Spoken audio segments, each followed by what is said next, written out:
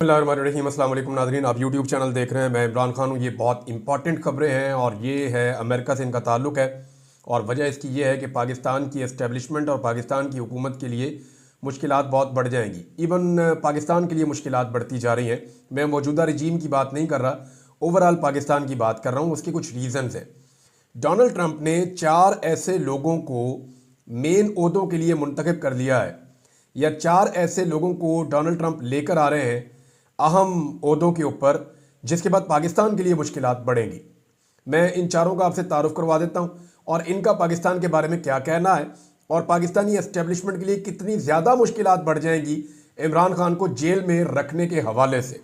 ये सारी चीज़ें इमरान खान के साथ और पाकिस्तान के साथ बराह रास्त जुड़ी हैं। पहले मैं चारों के बारे में आपको बता देता हूँ। एलिस स्टेफनिक, ये जी लगभग 40 साल खातून है और डोनाल्ड ट्रंप के साथ इनकी बड़ी पुरानी वाबस्तगी है और डोनाल्ड ट्रंप के साथ इन्होंने ये बड़े मजबूत तरीके से खड़ी रही ये खातून। और इवन जो अमेरिकन एस्टेब्लिशमेंट है उसको भी इन्होंने अपने निशाने पर रखा। नॉर्मली इनके जो अफकार हैं वो प्रो इसराइल हैं, क्योंकि नॉर्मली जितने भी डोनाल्ड ट्रंप के अपने भी ऐसे ही हैं, जो बाइडन के भी ऐसे ही हैं। तो अमेरिकन जितनी भी पॉलिटिकल एलीट है, चाहे उनका ताल्लुक रिपब्लिकन से हो, चाहे उनका ताल्लुक जो है वो डेमोक्रेट से हो, उनका टिल्ट जो है वो इसराइल की तरफ होता है। इससे आप इनकार नहीं कर सकते। हाँ, पाकिस्तान के मामला में अगर आप देखें तो एक तो डोनाल्ड ट्रंप ने इनको बड़ा अहम ओहदा दे दिया है। इन्हें यूनाइटेड नेशन में अमेरिका की सफ़ीर लगा दिया है डोनाल्ड ट्रंप की जानिब से। और जो अमेरिका का सफ़ीर होता है यूनाइटेड नेशन में, वो बहुत इन्फ्लुएंशियल होता है। इंसानी हकूक़ के अहम तरीन मामला उसके पास जाते हैं। अब ये एंटी एस्टेब्लिशमेंट है खातून, यानी जिन हालात का इन्होंने सामना किया है, ये डोनाल्ड ट्रंप की टीम का वो हिस्सा है जो ये समझती है कि एस्टेब्लिशमेंट या डीप स्टेट एक्टर्स जो हैं वो रिस्पॉन्सिबल हैं दुनिया में ख़राबी के लिए। और जहाँ जहाँ पे एस्टेब्लिशमेंट होगी, जहाँ जहाँ पे डिक्टेटरशिप होगी, ये पहले भी उसके ऊपर बहुत तनकीद करती रही हैं और इस किस्म के फ़ैसलों की जो पाकिस्तान में हो रहे हैं उसकी ये शदीद नाक़िद हैं। तो आने वाले दिनों में एक तो चैलेंज ये है कि ये खातून वहाँ पर मौजूद रहेंगी अक़वाम मुत्तहिदा में, जहाँ से पाकिस्तान के लिए पहले ही खबरें अच्छी नहीं आ रही। हालांकि जो बाइडन के दौर के अंदर पाकिस्तान के लिए एक रूम रखा गया था, पाकिस्तान के लिए एक सहूलत रखी गई थी कि ठीक है, आप पाकिस्तान में जो चीज़ें करना चाहते हैं, हमारी मर्ज़ी आपके साथ शामिल है, खामोश हमायत रहेगी, आपका जो दिल करता है करें। लेकिन जो बाइडन के दौर में भी अक़वाम मुत्तहिदा में आवाज़ें उठती रही हैं और अब जब ट्रंप का दौर आएगा और ये खातून आएंगी तो सिचुएशन बदल जाएगी। दूसरा, जो national security adviser Donald Trump ने जिसे मुंतखब किया, वो माइकल वॉल्ट्स के बारे में थोड़ा सा आप जान लीजिए। ये नेशनल सिक्योरिटी एडवाइज़र है अमेरिका का। ये बहुत इंपॉर्टेंट आदमी होता है। ये अमेरिकन सिक्योरिटी के हवाले से दुनिया भर में इन्फ्लुएंस रखता है। और अमेरिकी सदर के अगर टॉप चंद लोगों के बारे में आप देखें तो सेक्रेटरी ऑफ द स्टेट और नेशनल सिक्योरिटी एडवाइज़र, ये बड़े अहम लोग होते हैं। अब ये जो है, ये लगभग 50 साल उम्र का आदमी है और स्पेशल फोर्सेस के अंदर रहा है अमेरिका की, यानी साबिक अमेरिकी फ़ौजी ऑफिसर है और अमेरिकन स्पेशल फोर्सेस का हिस्सा रहा है। ये अफ़गानिस्तान में जंग भी लड़ता रहा, अफ्रीका में भी रहा, अफ़गानिस्तान में भी रहा, मिडल ईस्ट में भी रहा। तो ये इस खित्ते को और पाकिस्तान को अच्छे तरीके से जानता है और लंबा अरसा इसने अफ़गानिस्तान के अंदर भी गुजारा है। 26 साल जनाब इसका फ़ौजी एक्सपीरियंस है और उसके बाद से अब तक ये सियासत में है और चाइना के ये सख्त खिलाफ है। यानी अमेरिका ने एक बनाई थी टास्क फोर्स जिसका नाम था चाइना टास्क फोर्स, जिसने लगभग 400 के करीब तजावीज़ दी थी चाइना के खिलाफ कि अमेरिका को ये चीज़ें करनी चाहिए। वो 15 के करीब लोग थे इसके अंदर, तो ये उसका हिस्सा था। ये जो है जो अमेरिका का नेशनल सिक्योरिटी एडवाइज़र आ रहा है माइकल वॉल्ट्स, ये उसका हिस्सा था। इन्होंने 82 चीज़ों की या ख़तरात की चाइना के हवाले से निशानदेही भी की थी। ये शख्स चीन के साथ एक सर जंग का हामी है और चीन की हमायत में जो भी जाएगा ये उसकी मुखालफत में जाएगा। तो ये भी एक चैलेंजिंग शख्सियत है जिसको डोनाल्ड ट्रंप ने बड़े अहम ओहदे पर लाकर बिठाया है। अच्छा जी, तीसरी बड़ी अहम शख्सियत जिसका डायरेक्ट इन्फ्लुएंस पाकिस्तान पे आएगा वो है सेनेटर मार्को रूबियो। ये डोनाल्ड ट्रंप के बड़े करीबी साथियों में से, लगभग 50 साल से थोड़ी ऊपर इनकी उम्र है, 53 साल होगी या 52-53 साल। और ये बतौर सेनेटर अफ़गानिस्तान का दौरा भी कर चुका है 2011 में और यूक्रेन की जंग के खात्मे का बहुत बड़ा हामी है कि अमेरिका जो पैसे खर्च कर रहा है बैरूनी जंगों के ऊपर, वो खर्च नहीं करने चाहिए। तो दुनिया में जंगों को रोकने के लिए इस आदमी का रोल बड़ा इंपॉर्टेंट होगा। लेकिन पाकिस्तान के हवाले से एक जो अहम चीज़ है वो ये है कि जुलाई 2024 में यानी इसी साल जुलाई में सेनेटर मार्को रूबियो ने अमेरिका में एक बिल पेश किया था जिसमें पाकिस्तान की फौजी इमदाद बंद करने का मुतालबा किया गया था और भारत के लिए अच्छी ख्वाहिशात का इसने इजहार किया था। अब यह भी पाकिस्तान के लिए एक चैलेंज है कि एक ऐसा आदमी अमेरिका का नेशनल सिक्योरिटी एडवाइज़र जा रहा है जिसकी हमारे बारे में राय अच्छी नहीं है। एक ऐसी खातून अक़वाम मुत्तहिदा में अमेरिका की मुस्तकिल सफ़ीर बनने जा रही है जिसकी राय डिक्टेटर्स के बारे में या डिक्टेटरशिप के बारे में या इस तरह की चीज़ें जो डीप स्टेट जो काम करती हैं उसके बारे में अच्छी नहीं है, तो वो भी पाकिस्तान के लिए एक दबाव है। और तीसरा, सेनेटर मार्को रूबियो वो खुद बिल पेश कर चुका है पाकिस्तान के खिलाफ और इंडिया की हमायत में, तो ये भी पाकिस्तान के लिए कोई अच्छा शगुन नहीं है। अब डोनाल्ड ट्रंप खुद जो है वो इमरान खान के बारे में उनके क्या अफकार हैं और नवाज शरीफ के बारे में क्या है, ये रिकॉर्ड का हिस्सा है। नवाज शरीफ साहब ने अभी बड़ी कोशिश की थी डोनाल्ड ट्रंप से मिलने की या उनकी टीम से मिलने की, ये बात सरकारी ज़राए भी बताते हैं, लेकिन वो इसमें कामयाब नहीं हो सके। नवाज शरीफ साहब से उन्होंने मुलाकात नहीं की। चौथी एक और अपॉइंटमेंट है, डोनाल्ड ट्रंप ने काश पटेल को CIA डायरेक्टर नॉमिनेट किया है। काश पटेल जो है ये एक्चुअली इंडियन गुजराती फैमिली से इनका ताल्लुक है। ये बहुत पहले माइग्रेट कर गए थे, बहुत अरसा पहले। वहाँ से अफ्रीका इनकी फैमिली गई थी, अफ्रीका से कनाडा गई थी, कनाडा से इनके वालिद अमेरिका में आए थे और ये अमेरिका में ही पैदा हुए थे। तो काश पटेल, लेकिन इनका ओरिजिन जो है वो इंडिया है।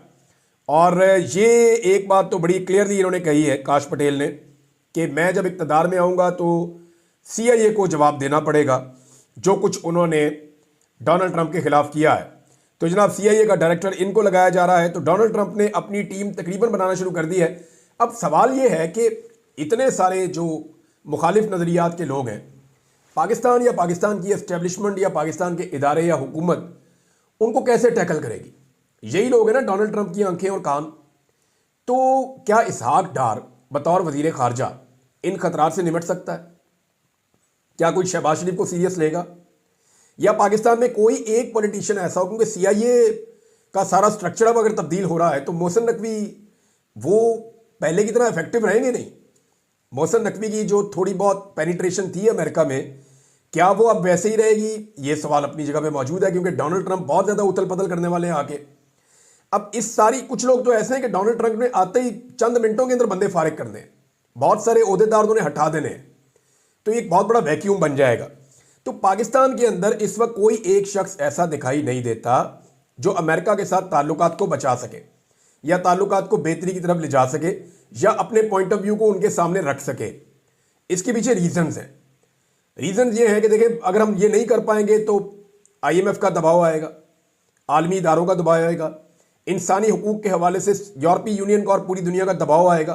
पाकिस्तान ने जहां जहां पे जो जो कमिटमेंट की है वो कमिटमेंट पूरी करने का कहा जाएगा। तो ऐसी सिचुएशन में ख्वाजा आसिफ ने कहा था ना कि वेंटिलेटर्स अमेरिका ने लगाए हुए हैं, तो वो अपने वेंटिलेटर निकाल लेगा बकौल ख्वाजा आसिफ के, और शहबाज शरीफ के बकौल जो है बैगर्स आर नॉट चूजर्स। तो आपके पास कोई चॉइस नहीं होगी उनकी हर बात मानने के अलावा। अब इसमें कोई एक ऐसा शख्स कम से कम इस पूरे सिस्टम के पास या पाकिस्तान के पास होना चाहिए जो अमेरिका की आने वाली क़यादत को, जो 20 जनवरी को आ रहे हैं, उनको पाकिस्तान के हवाले से पॉजिटिव चीज़ें उनके सामने रख सके या पाकिस्तान के हवाले से कुछ पॉजिटिव इमेज बिल्डिंग कर सके। एक आदमी है जो ये कर सकता है और वो है कैदी नंबर 804।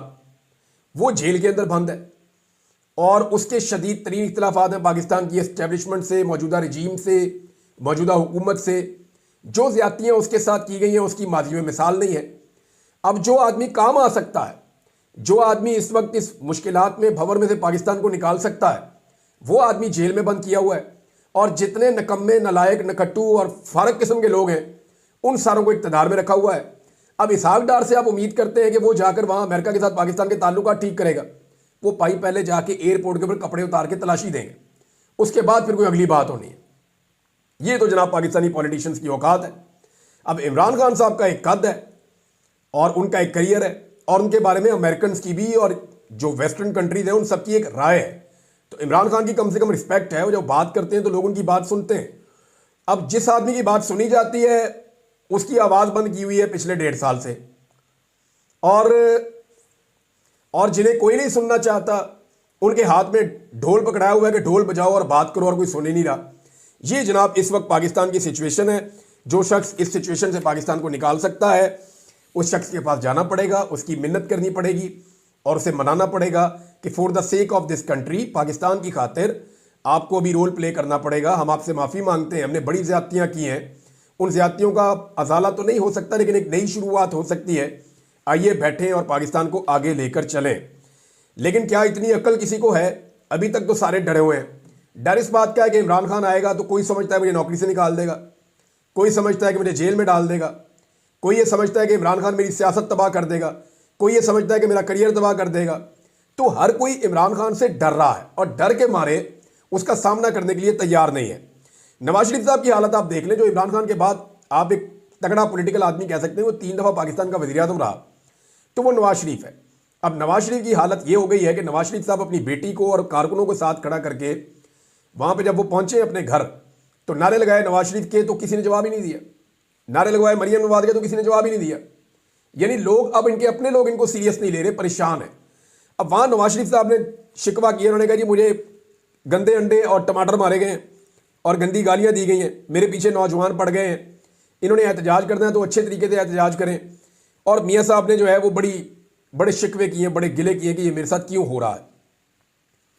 तो मैं 2-3 चीज़ें आपके सामने रखना चाहता हूँ। देखें, जब भी नवाज शरीफ के ऊपर कोई भी एहतजाज करता है या नवाज शरीफ के ऊपर कोई भी आदमी उसका रास्ता रोकता है तो वो सबसे पहले अपना कैमरा निकालते हैं यूरोप में, ओवरसीज़ पाकिस्तानी, और वो इसको रिकॉर्ड का हिस्सा बनाते हैं कि जनाब ये देखें ये गुजर रहे हैं, ये हमने इनसे सवाल किया और ये हमने एहतजाज किया।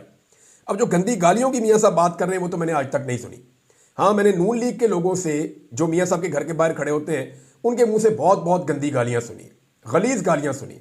उनमें से 2-4 गालियाँ देने वाले तो लाके यहाँ पे पंजाब में होतों पे भी मरियम नवाज ने अपने साथ लगा दिए, उन्हें इतना पसंद है। कई ऐसे अकाउंट या ऐसे लोग जो गंदी गालियाँ देते हैं उन्हें मरियम नवाज फॉलो करती हैं अपने ट्विटर के ज़रिए से, तो ये उनकी टीम का हिस्सा है। तो अगर गालियों का मियाँ साहब शिकवा कर रहे हैं तो कोई ऐसी वीडियो, कोई ऐसी चीज़ इन्होंने नहीं दिखाई जिसमें इनको गंदी गालियाँ नौजवान दे रहे हो। और अगर कोई इनका रास्ता रोकेगा और टमाटर और अंडे मारेगा तो वो वीडियो क्यों नहीं बनाएगा, या मियाँ साहब क्यों नहीं बना रहे? इसके अंदर कोई खेल लगता है, कोई चक्कर लगता है। शायद मियाँ साहब ये शिकवा कर रहे हैं कि देखो काजी फायद ईसा की गाड़ी को टच किया था सिर्फ किसी ने और आप लोगों ने लोगों को निशाने इबरत बना दिया। क्या मैं इतना बुरा हूं कि लोग मुझे कुछ भी करते रहे और मेरे बारे में आप उफ करने को तैयार नहीं है, या किसी को भी आप निशाने इबरत बनाने को तैयार नहीं है, या किसी से भी आप मेरी बेइज्जती का हिसाब लेने के लिए तैयार नहीं है? तो मियाँ साहब ने ना अपने इस बयान के आखिर में ना इस्लाम का हवाला दिया, इखलाकियात का हवाला दिया। तो मैं चंद चीज़ें मियाँ साहब के सामने रखना चाहता हूँ कि जब जमायमा खान के घर के बाहर उधेड़ उम्र के इंसान जो हैं वो अजीब गंदे गंदे डांस कर रहे थे, अजीब किस्म के इशारे कर रहे थे, तो मियाँ साहब तब आपकी इखलाकियात और इस्लाम कहाँ गया था? मियाँ साहब जब लोगों की चादर और चारदीवारी का तकद्दुस पामाल हो रहा है गुज़िश्ता 2.5 साल से, तो आप कहाँ हैं? तशद्दुद और फस्तायत पूरे पंजाब के अंदर, पूरे पाकिस्तान के अंदर हो रही है। इमरान खान के घर के ऊपर बार बार हमला किया गया, उसके घर के अंदर घुसे, बार बार उसके घर वाले में, जहाँ उसके घर में लोग रहते थे उनको मारा। उस वक्त मियाँ साहब आपकी इखलाकियात नहीं जागी? अल्लामा इकबाल की बहू के घर के अंदर अटैक करके दरवाज़ा तोड़ के अंदर घुस गई आपकी पुलिस, उस वक्त आपकी गैरत, आपकी इखलाकियात और आपका इस्लाम नहीं जागा। फितना इमरान खान को करार दिया गया, इमरान खान के ऊपर मजहबी किस्म के घिनौने इल्जामात लगाए गए, मजहब कार्ड इस्तेमाल किया गया, यहूदी एजेंट करार दिया गया, हत्ता कि उसके ऊपर कातलाना हमला हो गया। तो तब मियाँ साहब आपके ये वाले जज्बात नहीं जागे। बेनज़ीर भुट्टो की गंदी तस्वीरें किसने फेंकी थी मियाँ साहब? याद करें, आप हेलीकॉप्टर से पिकवाई जा रही थी, जब आप तकारीर में बेनज़ीर भुट्टो साहिबा को अजीब अजीब गंदी बातें करते थे तो मियाँ साहब और करवाते भी थे और करते भी थे। तो इसी कारकर्दगी की बुनियाद पे तो आप राणा सनाउल्लाह साहब को लेकर आए थे। तो मियाँ साहब तब आपकी इखलाकियात, आपका इस्लाम कहाँ गया था? घर की खवातीन को अगवा करवाया गया मियाँ साहब, सिर्फ एक आईनी तरमीम के लिए।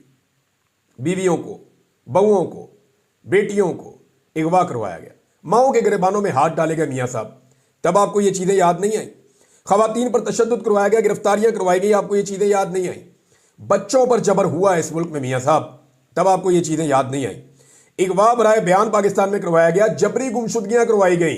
मैं एक सहाफ़ी हूँ, मुझे सिर्फ इसलिए कि मैं आपको सपोर्ट करूँ मियाँ साहब, यानी मुझे जिन लोगों ने अगवा किया, एजेंसी ने मुझे अपनी कैद में रखा और मुझे वो 3 मरतबा उन्होंने मुतालबा किया इस बीच में कि अगर तुम नवाज शरीफ को सपोर्ट कर देते हो या हमारे दोस्त के साथ दोस्ती कर लेते हो और उसके लिए बयानियाँ बनाते हो तो फिर तुम्हारे लिए आसानियाँ पैदा हो जाएंगी, तुम अपने घर चले जाओगे। मियाँ साहब आपके लिए मेरे पे टॉर्चर किया गया और कहा गया कि मियाँ साहब को सपोर्ट कर दो। तो ये तब आपको याद नहीं है ये इखलाकियात, ये सारा भाषण? जबरी गुमशुदगियाँ जब हो रही थी, जब आप जाली मैंडेट ले रहे थे मियां साहब और विक्ट्री स्पीच कर रहे थे, तब आप भूल गए थे? कैंसर की मरीजा को जेल में बंद करके आपने उसकी जीती हुई नशिस्त छीनी है मियां साहब। उस वक्त आपको इखलाकियात याद नहीं आई, तब गैरत नहीं जागी, तब आपका इस्लाम जो है वो उसने आपको मना नहीं किया। इद्दत वाला केस आपने बनाया इमरान खान के खिलाफ, कितना घटिया केस है, और इसके ऊपर आपने और आपकी पार्टी ने बार बार सियासत की है मियां साहब, और आपने उस शख्स को वोट डाला जो इस केस का गवाह बना जाकर। तो तब भी आप लोगों को मियां साहब ये सारी चीजें याद नहीं आई। आपको सिर्फ तभी याद आती है जब आपके लिए कोई दो नारे आपके खिलाफ लगा दे। ना आज तक आपको किसी ने मारा, ना आपके ऊपर किसी ने ऐसे अटैक किया, बल्कि वो सिर्फ आपसे जवाब मांगते हैं। वो कैमरा निकालते हैं और आपसे सवालात पूछते हैं और जवाब मांगते हैं उन चीजों का जिनके जवाबात आपके पास है ही नहीं। आप एक इंटरव्यू किसी न्यूट्रल सहाफी को मियां साहब देकर दिखाएं, चैलेंज है आपको।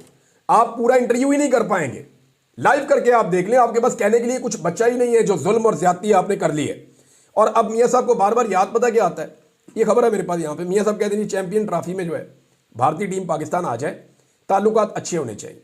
मियां साहब जो है वो भारत से ताल्लुकात अच्छे करने की ख्वाहिश का इजहार कर रहे हैं।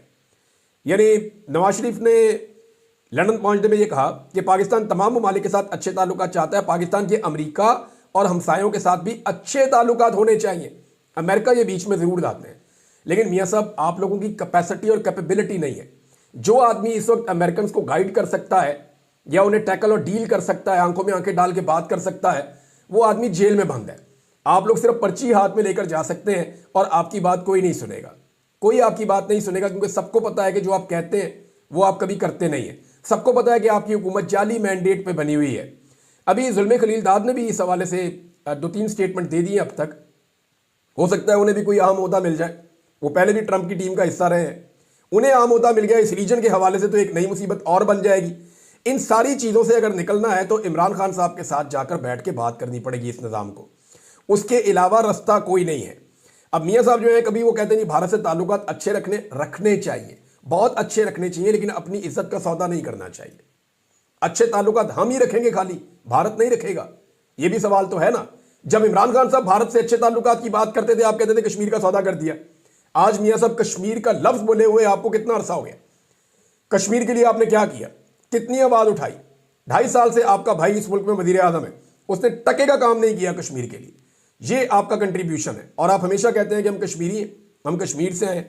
तो जो ज्यादती आप लोगों ने पाकिस्तान के साथ ये, आप अब कहते हैं भारत आ जाए पाकिस्तान में क्रिकेट खेलने के लिए। पाकिस्तान की क्रिकेट मियां साहब आपकी हुकूमत है। मुझे पता है कि आप पीसीबी का चेयरमैन अपना लगाना चाहते थे, और आपने किसी को कह भी छोड़ा था कि आप पक्के पीसीबी के चेयरमैन हैं, पाकिस्तान क्रिकेट बोर्ड की चेयरमैनशिप में आपको दूंगा। और मियां साहब आप मोहसिन नकवी को हटा नहीं पाए। तो जहां पाकिस्तान के अंदर आपकी बात नहीं सुनी जा रही, वहां आप दूसरी टीमों को दावतें दे रहे हैं कि वो आगे पाकिस्तान में खेले आगे पाकिस्तान में, बहुत अच्छी बात है, लेकिन ये यकतरफा ख्वाहिश नहीं होनी चाहिए। अब तक के लिए इतनी, अपना ख्याल रखिएगा, अपने चैनल का भी। अल्लाह हाफिज़।